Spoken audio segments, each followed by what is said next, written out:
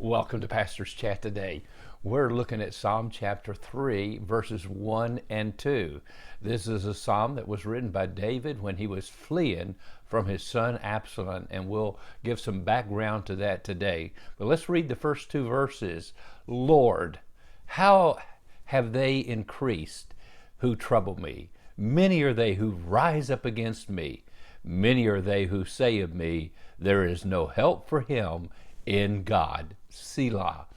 Now, these first two verses tell us immediately that David is in trouble. David is facing the greatest trial of his life. You know, many of the Psalms and many of the special times in our lives that we meet God and watch God work are the times we go through suffering, pain, disaster, hurt, and we really have to decide, who are we going to trust? Who are we going to depend on? Who are we going to ask for help? Well, here it's very obvious. The very first word of this psalm, Lord, Jehovah, Yahweh.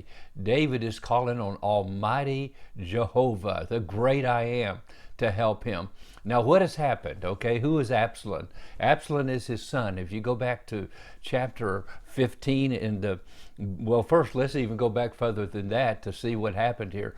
In 2 Samuel chapter 11, probably one of the saddest chapters in the Bible, David commits adultery with Bathsheba. Bathsheba is one of his closest warriors to him, who lives in the house next to the palace, who was off fighting in war, Uriah. And Uriah, his wife Bathsheba, is bathing herself on top of the house. David sees her. He takes the second look, the third look, the fourth look, invites her over, commits adultery with her, and then decides to try to cover it up by having her husband come home and making it look like when he found out she was pregnant, it was his baby. And so then what takes place, David has Uriah killed in a battle, and so he's guilty of both adultery now and murder. He murders even one of his best confidants, his best friends, one of his 30 mighty men, Uriah, to cover up his sin. But in chapter 12 of 2 Samuel, Nathan the prophet comes and sticks his finger in David's face and say, thou art the man. He tells him a story about a man with one little sheep that a rich man came, took, and killed, and fed it to somebody journeying through. And so David has to face his sin. And you know, if you read Psalm 51, David does face his sin. He repents, he cries out for mercy, and God forgives him, but he still has to face the government of his sin. In chapter 13, Nathan is, of course, well, let's go back to chapter 13, is about Absalom's sister Tamar. These Absalom and Tamar have the same mother, have the same father, David. These are David's children, but they have a half-brother by the name of Ammon.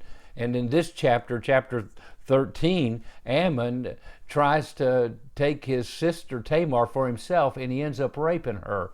Absalom gets mad and kills Ammon, and then he flees for his life. And he's gone for a number of years, 3 years actually. You find this in chapter 13. But then in chapter 14, Absalom comes back for 3 years, or I'm sorry, 2 years, and then it's during this time he begins to build up resentment against his father David for allowing all this to happen, and he decides to take over the kingdom, and he gathers the hearts of the men of Israel to himself, and he raises up a mighty army against his father David. Can you believe this?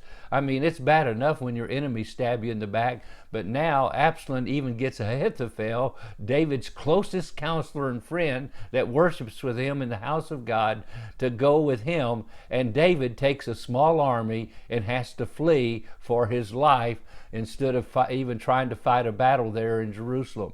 And so that's the background to this passage of Scripture. And David now has crossed the Jordan River. He's at Mahanaim, and there he is in desperate straits, and he cries out to God for help. Lord, how have they increased that trouble me? Many are they who rise up against me. Many are they that say of me, there is no help for him in God. Selah. And so people are saying David has come to the end. Nobody can help him now.